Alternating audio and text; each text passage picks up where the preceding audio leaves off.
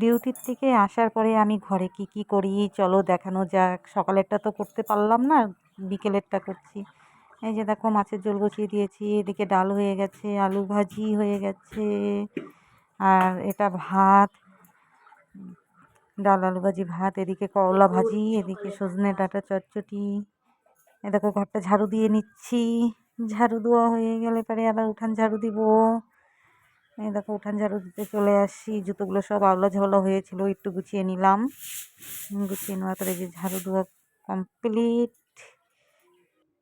এই যে চলে আসলাম বাসন ধোয়ার জন্য। এদিকে কাপড়ও আছে, আরও কিছু কাপড় ঘরে আছে, বের করা হয়নি, করব।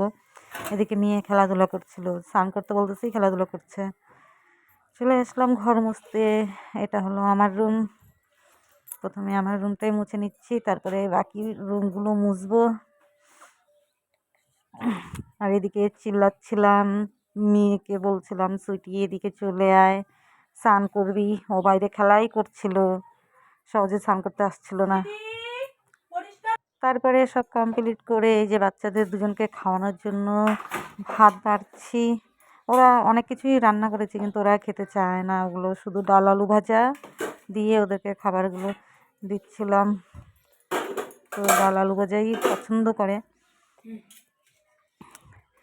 মেয়েটার খুবই ডালটা প্রিয়, মানে ও ডালটা খুবই ভালোবাসে। রোজ আমার ঘরে যাই আইটেম থাকুক না কেন, ডাল আর আলু ভাজাটা থাকতেই হবে, নাহলে আমার মেয়ে খাবারই খাবে না। তো এখানটায় মেয়ে বসে গেল খেতে। দেখুন আমি বললাম যে গ্লাসে জলগুলো ভর, তো ভরছিল। দেখো সামনে দাঁতটা পড়ে গেছে, কেমন লাগছে ওকে। আর কাজ করতে করতে একটু পানের নেশা উঠে গেল, তাই চলে আসলাম পান খেতে। পানটা খেয়ে এই দেখো পরিষ্কার হয়ে গেলাম, স্নান টান করে রুমে চলে আসি। রুমে এসে এখন খাওয়া দাওয়া করব।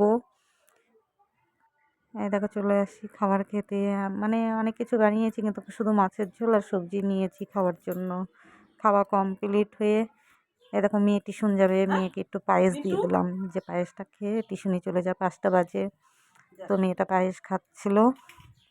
তারপরে এখন ছেলে আসছে না, তাই ছেলেকে ডাকার জন্য বের হলাম, মাঠে খেলছিল।